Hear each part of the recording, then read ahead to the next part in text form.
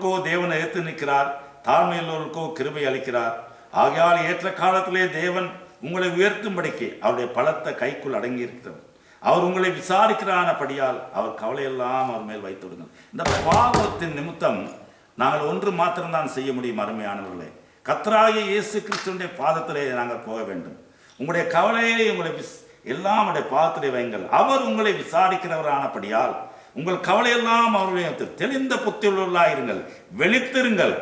ஏனெனில் உங்கள் எதிராளியான பிசாசானவன் கட்சிக்கிற சிங்கம் போல எவனை விழுங்கலாமோ என்று வகை தேடி திரிகிறான்.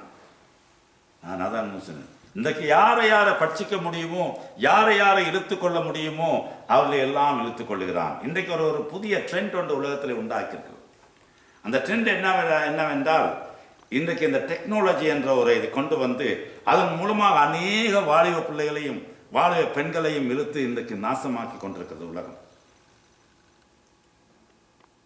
இன்றைக்கு அது நிமித்தமாகத்தான் இன்றைக்கு ஆலயங்களிலே வாலிபர்கள் வருவது குறைவு, வாலிப பெண்கள் வருவது குறைவு. ஏனென்றால் அவருடைய காலம் பூராவும் அவங்களுடைய காரியங்களை அதுக்குள்ளேயே செலுத்தி கொண்டிருக்கிறார்கள். பெற்றோருக்கு கீழ்ப்படிவதில்லை, மற்றோருக்கு கீழ்ப்படிவதில்லை, ஆலயத்துக்கு செல்வது குறைவு. காரணம் ஏன்? தேவன் அவர்களை கைவிட்டு விட்டாரா? இங்கே வந்திருக்கிற வாலிபர்கள் என்னை தவறாக நினைத்து விடக்கூடாது. ஒருவரையும் அவர் கைவிடவில்லை. தேவன் இந்த உலகத்திலே அன்பு கூர்ந்த நிமித்தமாக கர்த்தராகி இயேசு கிறிஸ்துவை எங்களுக்காக தந்தார். நாங்கள் அவர் பாதத்திலே எவ்வளவு நிமிஷம் நாங்கள் நேரம் அவர் இடத்திலே போவோம். அவர் சொல்லுகிறார், உங்களுடைய எல்லா கவலைகளையும் பாரங்களையும் என்னிடத்திலே கொண்டு வாருங்கள். நாங்கள் கொண்டு போனோமா? அவரிடத்துல பதிலை கேட்டோமா? அவரிடத்துல நாங்கள் கேட்டு தெரிந்து கொண்டோமா? நோ. எங்களுக்கு யாருடைய அட்வைஸ் இல்லாமல் எங்களுடைய வாழ்க்கையை நாங்கள் இந்த காலத்திலே கொண்டு போக பார்க்கிறோம். When we come into problem, then we fall into problem. நாங்கள் பிரச்சனைக்கு வரும் பொழுது அந்த பிரச்சனைக்குள்ளாக நாங்கள் விழுந்து முடிந்தாயிற்று. ஆகவே நாங்கள் இப்படியே இருந்து கொண்டிருக்க முடியாது. எங்களுடைய வாழ்க்கையை நாங்கள் அனுசரித்து பார்க்க வேண்டும். பாவம் பொல்லாதது. உங்களுக்கு தெரியுமா பாவத்துக்கு என்ன சம்பளம் என்று? பாவத்துக்கு சம்பளம் அங்கே சொல்லப்படுகிறது ரோமர் 6:23. பாவத்தின் சம்பளம் மரணம். பாவத்தின் சம்பளம் மரணம். பிசாசான நீங்களை கொஞ்சம் கொஞ்சமாக கொண்டிருப்பான். விபசாரம், வேசித்தனம் இது மாத்திரமல்ல. He brings drugs. இன்றைக்கு பாருங்கள், மெக்சிகோவில் இருந்து, இன்றைக்கு பிரான்ஸ்ல இருந்து, யூரோப்பா தேசத்துல இருந்து, ஸ்ரீலங்காவில இருந்து முழு உலகம் இன்றைக்கு போதை வஸ்து இல்லாத நாடுகள் இல்லை, போதை பொருட்கள் இல்லாத நாடுகள் இல்லை. அதை வியாபாரம் செய்கிறவர்கள் யார்? எல்லாம் வாலிப பிள்ளைகள்.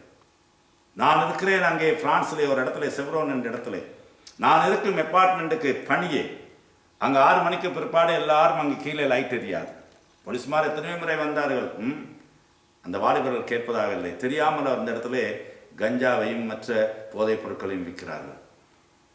2 மாதத்துக்கு முன்பாக ஒரு பெரிய சத்தம் கேட்டு நான் என்னுடைய பிள்ளைகள் எல்லாம் வெளியே வந்து பார்த்தோம். ஒரு பொம்பளை பிள்ளையை போட்டு அப்படி அடிக்கிறார்கள்.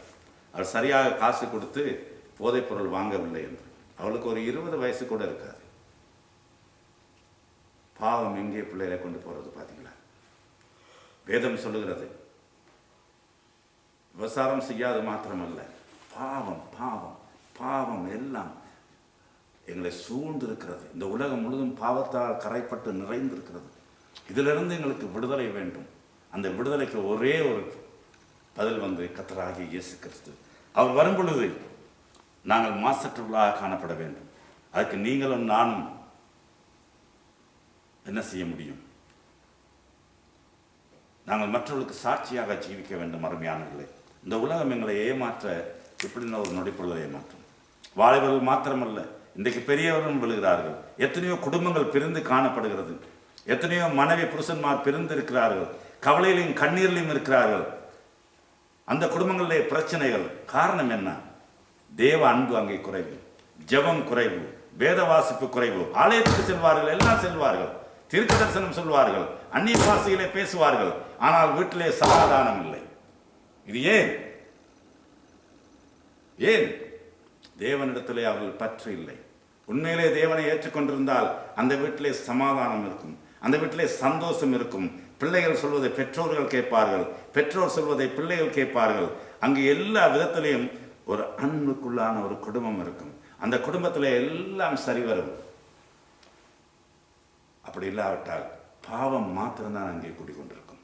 பாவம் குடிகொண்டு இருக்குமானால் தேவன் வரும் பொழுது இந்த பாவத்திலிருந்து விடுபட நிச்சயமாக முடியாது. ஏனென்றால் பிசாசானவன் ஆதி முதல் பாவம் செய்கிறான் என்று பார்த்தோம்.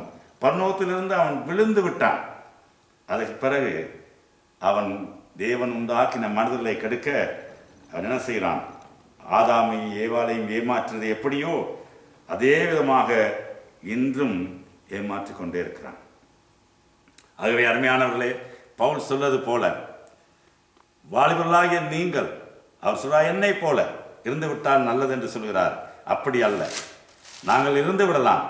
ஆனால் அது எல்லாருக்கும் அவர் ஒரு ஒரு அறிவுரையை மட்டும்தான் சொல்கிறார், தேவனிடத்திலிருந்து பெற்றுக்கொண்டு.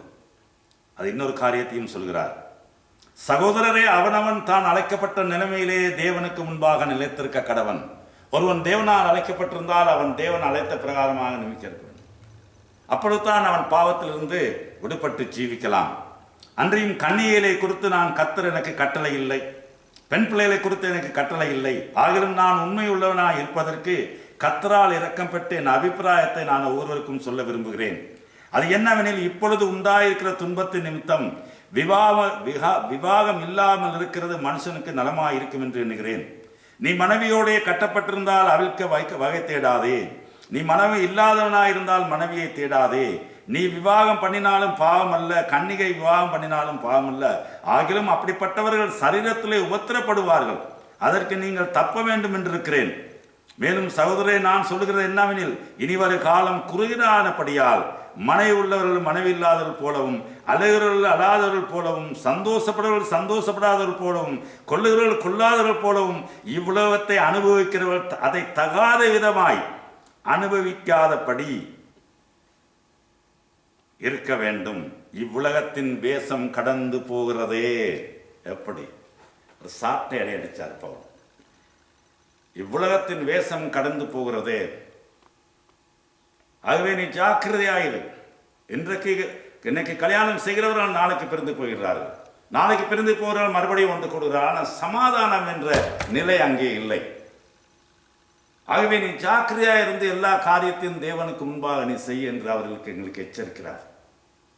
அப்படி செய்வோமானால் பாவம் எங்களிடத்திலே குடிகொள்ள முடியாது. தேவன் தன்னுடைய பரிசுத்த ஆவியானவர்களால் எங்களை காத்துக்கொள்வார். ஆகவே பாவம் என்றால் நாங்கள் பார்த்துக்கொள்வோம்.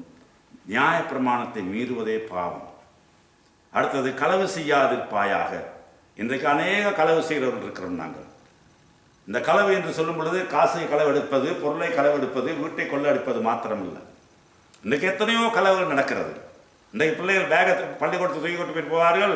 சினிமாவுக்கு போயிட்டு வந்துட்டு அப்பாட்டு சொல்லுவாங்க, களவா போயிட்டு பார்த்துட்டு வந்து எங்கே போனேன் என்ன, அதில் ஒரு களவும் இருக்கும், அது பொய்யும் இருக்குது. அப்பா கிட்ட இருந்து பேக்கில் இருந்து என்ன காலையிலேயே காசு எடுத்து வச்சிருவாங்க, போயிடுவாங்க. களவு செய்வது என்று நாங்கள் எத்தனையோ விதத்தில் நாங்கள் கணக்கு கொடுக்க வேண்டும். அதே விதமாக பொய், எத்தனை பொய், ஒரு பொய்யை மணக்க நாங்கள் 9000 பொய்யை நாங்கள் ஆயத்தம் பண்ணி வைத்திருப்போம். அதன் நிமித்தமாக யாருக்கு வருத்தம்? அது எங்களுக்கே தான் பூமரேங் திரும்பி எப்படி வரும், அதே மாதிரி வரும். ஏன் நீ தானே எனக்கு சொன்ன, நான் அவனுக்கு சொன்னா எப்போ சொன்னேன், திருப்பி அவனை வெளியே கூட்டி போய் சொல்றது, என்னடா நீ இந்த நேரத்தில் போயிட்டு அதை சொல்லிவிட்ட, நான் அங்கே சொல்றதுக்கு ஒரு பொய் மனுஷன், நீ இங்கே வந்து இதை மாட்டி விட்டுட்ட அப்படின்னு சொல்லி எப்படி அவர் சொன்ன அந்த பூமரேங் மாதிரி அவருக்கே திருப்பி வருது. ஆகவே நாங்கள் பொய் சொல்றதிலையும் இருந்து நாங்கள் விலக வேண்டும். பொய்யின் நிமித்தமாக இன்றைக்கு இந்த உலகம் எத்தனையோ விதத்தில் இன்றைக்கு ஆட்டம் கண்டிருக்கிறது. பொய்யின் நிமித்தமாக அநேகர் தங்களுடைய ராஜ்யங்களை இழந்திருக்கிறார்கள். பொய்யின் நிமித்தமாக அநேக குடும்பங்கள் வெறிச்சோடி போயிருக்கிறது. அநேக குடும்பங்களில் பிரிவு உண்டாக்கிறார்கள். அநேக வாலிபருக்குள்ளே எத்தனையோ பிரிவு உண்டாயிருக்கிறது.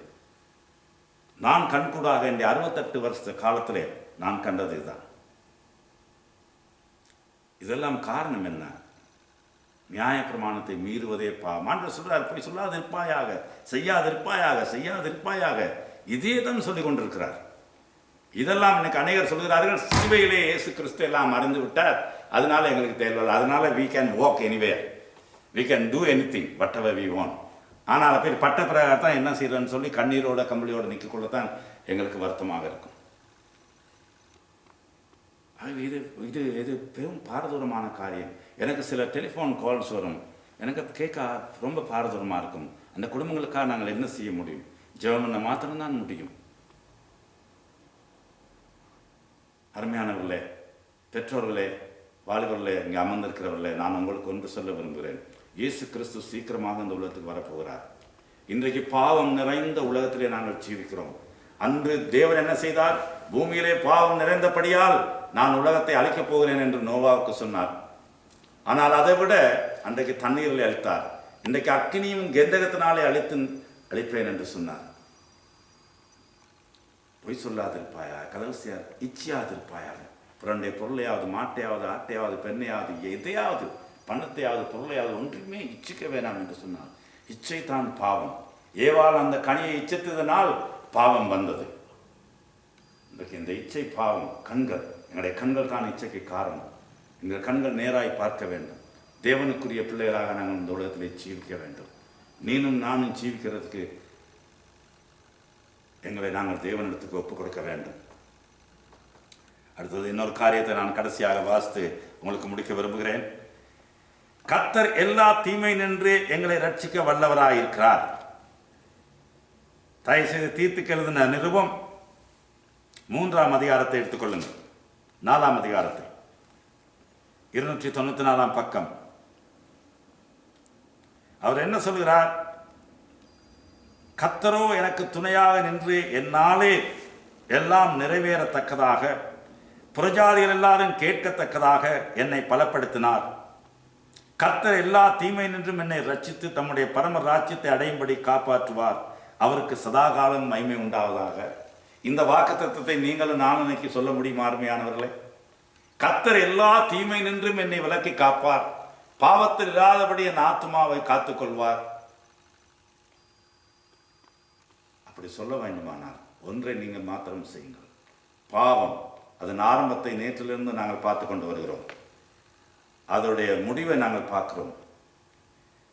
இன்று இந்த விவசாயம் நிறைந்த இந்த உலகத்திலே, களவு பொய் நிறைந்த உலகத்திலே, கண்ணு மூக்கு தெரியாமல் வாழ்ந்து கொண்டிருக்கின்ற உலகத்திலே நாங்கள் ஜீவிக்கிறோம். எங்களுக்கு மேல்வாரியாக பார்க்கும் பொழுது எவ்ரிதிங் லுக் நைஸ், பட் எல்லாம் அழிந்து போகும். ஜப்பானில் சுனாமியிலே நடந்தது என்ன? 80 பூமி அதிர்ச்சியிலே நடந்தது என்ன? லட்சக்கணக்கில், ஆயிரக்கணக்கில் ஜனங்கள் நாங்கள் நினைத்து பார்ப்பதற்கு முன்பாக எவ்ரிதிங் இஸ் கான், டிஸ்ட்ராய்ட். நீங்களும் நானும் இன்றைக்கு ஜீவனோடு இருப்பது ஆண்டவருடைய கிருபையாக இருக்கிறது. பாவம் எங்களை மேற்கொள்ளலாமா? அப்படியானால் நாங்கள் எங்களை தேவனுக்கு ஒப்புக் கொடுப்போம். ஜெபம் செய்வோம். இரக்கமுள்ள பிதாவே சுவாமி, தர்மையான வேலைக்காக மீண்டும் உம்மை துதிக்கிறேன் அப்பா. நேச தகப்பனே, இதோ கர்த்தாவே, கடந்த 2-3 நாட்களாக நாங்கள் ஒவ்வொரு காரியங்களை குறித்து பேசவும், உடைய ஜனங்களுக்கு உடைய சத்தியத்தை அறிக்கவும் நீ செய்த கிருபைக்காக உமக்கு ஸ்தோத்திரம். இந்த சத்தியத்தை அவர்கள் கேட்பவர்கள் மாத்திரமல்ல, இந்த சத்தியத்துக்கு கீழ்ப்படிந்து கர்த்தாவே, உடைய வருகை சீக்கிரம் என்பதை உணர்ந்து எல்லா பாவ கட்டுகளிலிருந்தும் பாவ அழுக்குகளிலிருந்தும் நீங்கி பாவம் தங்களை ஆட்கொள்ளாத படிக்க கர்த்தாவே அவர்கள் ஜீவிக்க உடைய ஆவியின் வல்லமை நீர் அவர்களுக்கு கொடுத்தரும். வந்த குடும்பங்கள் ஒவ்வொருவரையும், தனிநபர்களையும் நீர் ஆசீர்வதியும். இதை கேட்டுக்கொண்டு இருப்பவர்களையும் நீர் ஆசீர்வதிக்க வேண்டும் என்று கெஞ்சுகிறேன் அப்பா. பாவம் நிறைந்த உலகம் அப்பா. பாவத்தினால் இன்றைக்கு ஆண்டவரே ஜனங்கள் என்ன செய்வதென்று அறியாமல் ஆண்டவரை அழிந்து கொண்டிருக்கிறார்கள் கர்த்தாவே. வாலிப பிள்ளைகள், வாலிப பெண்கள், பெரியவர்கள், சிறியவர்கள் ஒன்று இல்லாமல் பிசாசான இன்னைக்கு வஞ்சகத்திலே வீழ்த்தி வருகிறான் அப்பா. இதிலிருந்து ஆண்டவரை நீ மீட்டுக்கொள்ளவே உம்மை நீர் சிறுவையிலே ஆண்டவரை கொடுத்து தியாக பலியாக எங்களை மீட்டுக் கொண்டிருப்பா. உம்முடைய ஆண்டவரை விலையேற பெற்ற ரத்தத்தை நீர் சிந்து நீர் கர்த்தாவே. உம்முடைய பாதம் தவிர எங்களுக்கு வேற ஒன்றும் இல்லை அப்பா. உம்முடைய பாதத்திலே நாங்கள் வருகிறோம் சுவாமி. எங்களிடத்திலும் குறைகள், பாவங்கள், அக்கிரமங்கள், மீறுதல் இருக்குமானால், பொய்கள், களவுகள் இருக்குமானால் நீர் எங்களை தயவாய் மன்னியும் பிதாவே. நாங்கள் மீண்டும் ஒரு முறை சந்திக்கும் மட்டும் நீர் எங்களை ஆண்டு கொள்ளும், நீர் எங்களை காத்து கொள்ளும். எல்லா கன மைமையும் துதி உமக்கே இயேசுவின் நாமத்திலே ஜெபிக்கிறேன் ஜீவனுள்ள நல்ல பிதாவே, ஆமென். நன்றி. மறுபடியும் சந்திப்போம். தேவன் தாமே உங்களை ஒருவரையும் ஆசீர்வதிப்பாராக.